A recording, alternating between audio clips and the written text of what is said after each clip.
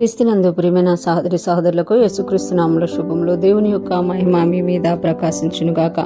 ఈరోజు దేవుడు మనకిచ్చిన మాట గలతీయులకు రాసిన పత్రిక 6వ అధ్యాయం 10వ వచనం. కాబట్టి మనకు సమయం దొరికిన కొలది అందరి ఎడలను విశేషంగా విశ్వాస గృహమునకు చేరిన వారి ఎడలను మేలు చేయుదుము. ఈ మాటలు మనం గలతీ సంఘమునకు పౌలు గారు రాస్తున్న పత్రికలో మనం చూస్తున్నామట. ఇక్కడ పౌలు గారు ఈ 6వ అధ్యాయంలో విసుకకు మనం మేలు చేశామా, తగిన కాలం మందు పంట కోస్తాము అని తెలియజేస్తూ ఇక్కడ తెలియజేస్తున్నారు కదా. కాబట్టి మనకు సమయం దొరికిన కొలది, అంటే మన జీవితాల్లో అన్నిటికీ సమయాన్ని ఇస్తున్నప్పుడు కొన్నిసార్లు మనకు సమయం అనేది దొరకకుండా ఉంటుంది. అందుకే సమయం దొరికిన కొలది అని ఎందుకు అంటున్నారు అంటే, విశ్వాస జీవితంలో ఆత్మీయాత్రలో అనేకమైన విషయాలకు మనం సమయం తీయాల్సి ఉంటుంది అన్నమాట.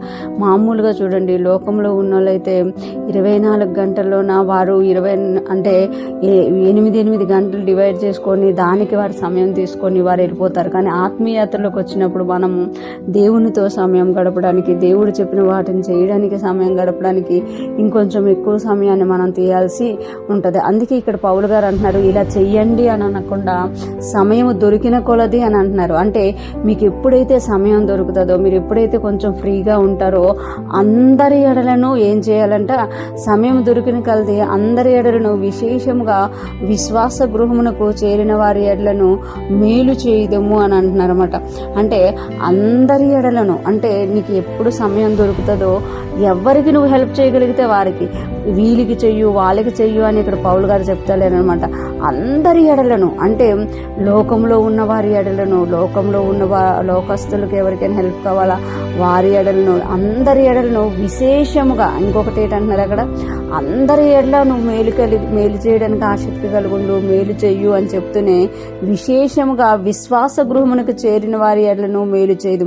విశ్వాస గృహము అని అంటే రక్షింపబడిన వారు అనమాట, దేవుని సన్నిధిలోకి వచ్చిన వారు అనమాట, విశ్వాసముతో జీవించేవారు అనమాట.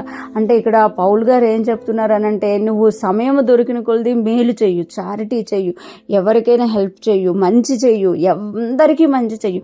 ఇంకా విశేషంగా ఎవరికి మంచి చేయమంటున్నారు అని అంటే, విశ్వాస గృహమునకు చేరిన వారి ఎడలను, అంటే విశ్వాసము లేని వారికి, ఎవరైతే దేవుని యందు నమ్మిక ఉంచి విశ్వాసంతో ముందుకెళ్ళిపోతున్నారో అటువంటి వారు ఎవరైనా కనబడ్డారా, వారికి విశేషముగా మేలు చెయ్యు, వారి ఎడల మంచి చెయ్యు, వారికి నువ్వు ఏది మేలు చేయగలవో వారికి మేలు చెయ్యు అని ఇక్కడ పౌలు గారు చెప్తున్నమాట. విశ్వాస గృహమునికి చేరిన వారి ఎడలను మేలు చేయుదుము. అంటే కీడు చేయడం మన అలవాటు కాదు. కీడు చేసేమంటే, కీడు చేయడం అనేది దుష్టుని విత్తనము. మనం మేలు చేస్తున్నామంటే దేవుణ్ణి చూపిస్తున్నాము అని ఇక్కడ దేవుడు తెలియచేస్తున్నట్టు. ఈరోజు ఫ్రెష్ మనం వింటున్న ప్రతి ఒక్కరూ జ్ఞాపకం చేసుకోవాలి.